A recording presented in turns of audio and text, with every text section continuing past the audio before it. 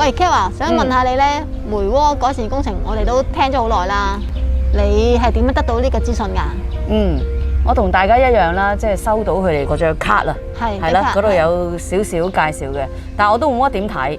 但係其實咧就係因為 CTD 嗰啲人咧嚟揾埋守護大嶼啊、大嶼小燕團隊嗰啲人嚟聽下佢哋講嘢，咁佢嗰度咧就係一個會面嘅，就有個圖啊講解下咁樣嘅。咁我記得嗰度就叫做全面啲去第一次了解啦。冇錯，呢個係即係2006年開始嘅有嘅工程啦。咁繼續叫做餘下工程啦。而家不如你講少少呢啲餘下工程係啲咩咧？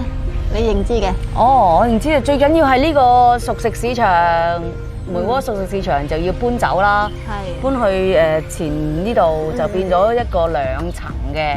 佢哋就會變咗第2層嘅，咁下邊好似話係停車場啊、單車場啊、停單車咁樣啦。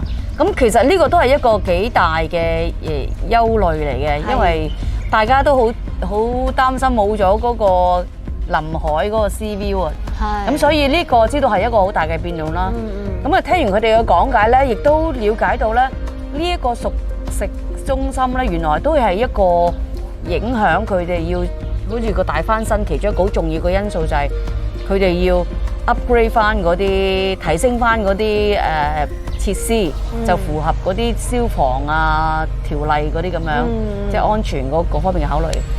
咁我諗作為普通嘅居民都覺得，當然你提升翻個安全啊、走火啊呢啲消防條例，咁係應該嘅，絕對係絕早最好。咁但係如果因為咁而犧牲咗呢個咁特別嘅食肆嘅環境咧，就有啲可惜咯。特別佢話要搬去隔離就個室內嘅，仲話密封嘅，又好似出邊嗰啲街市嘅嗰啲咁樣嘅 setting 嘅，即係外邊係廚房，中間係 food court 咁樣。咁我想問下啦，其實你就收到政府文件啊嘛？係。嗰啲文件咧，開頭自己睇嘅時候咧，即係你又睇唔睇得明啊？睇唔明，所以我其實冇乜細睇，我立嗰下就放低咗啦。係，即使係頭先我提嗰個會議咧，佢哋有 CTD 嘅人嚟到同我哋講解，有埋圖像啦、PowerPoint 啊嗰啲咁，都睇唔明㗎。其實係咯，睇唔明，都睇唔明㗎。然後再經過大嶼小段團隊啊，有 Zoom meeting 啊，我都上過2次啦，都跟過2次啦，但係都唔係好掌握㗎，係啊，即係只係記得某部分咁樣。好多居民好似你咁啦，就係睇完佢啲圖，其實都係唔係好知佢講緊啲乜。係啊。咁你而家又叫做經過係清晰啲啦，2個 Zoom meeting 又明白多啲啦。咁我哋啱啱又行咗轉啦，係咪？係啦。咁你覺得呢個工程係咪改善咗梅窩人嘅生活嘅咧？呢個都係一個質疑嚟嘅。如果呢個咁大嘅工程，整咁多忽，咁我就好似想像到，哇，會唔會嘈好耐？咁即係分分鐘呢度係3-5年都唔知啊。係啦，可能唔止嘅喎。我就將而家成個梅窩剷停緊佢啊嘛，再起多一個新嘅梅窩碼頭啊嘛。咁就真係好恐怖咯。咁我覺得呢個係一個好大嘅成本啊。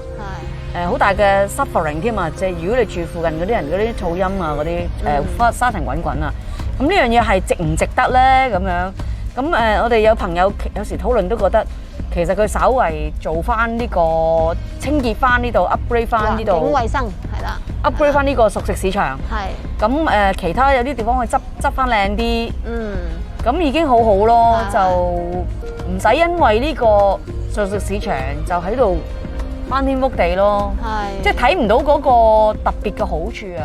佢哋提議嘅嗰個新嘅變動咧，就係將啲單車喺碼頭嗰個停泊嗰個位置，就搬遠啲嘅，係啦，搬遠啲，可能喺呢邊啊，熟食市場而家嘅熟食市場嗰個位置啊，呢度一啲同埋呢度一啲，係啦，呢度一啲，嗰度一啲，咁就都有個距離噶嘛，同個碼頭，咁我估好多趕船嘅居民都未必係好受歡迎咯。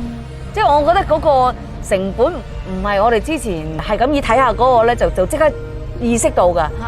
係要諗深一層。佢咁樣 A 調去 B 咁樣，即係表面上只係整靚啲啫，咁樣冇乜所謂。但係其實唔係咯，我哋要俾好大嘅成本㗎。係啊，就係嗰個咁長嘅時間嘅建築工程，同埋嗰樣嘢係咪實質係改善咗嗰個生活咯？我仲有一樣嘢好想問，就係咧，佢會有一個幾大範圍，即係由我哋而家見到有蓋嘅，即係單車停泊區，一路去到麥當勞嗰邊，再兜翻落去中間有一橛就係去巴士站嗰邊咧，其實係一個叫做梅窩碼頭廣場嚟嘅。呢個廣場即係對於梅窩居民嚟講係咪好必要咧，或者係好需要咧？你哋咁樣？我估其實有少少空間，好似呢個公園仔咁咧，即係其實係好好嘅。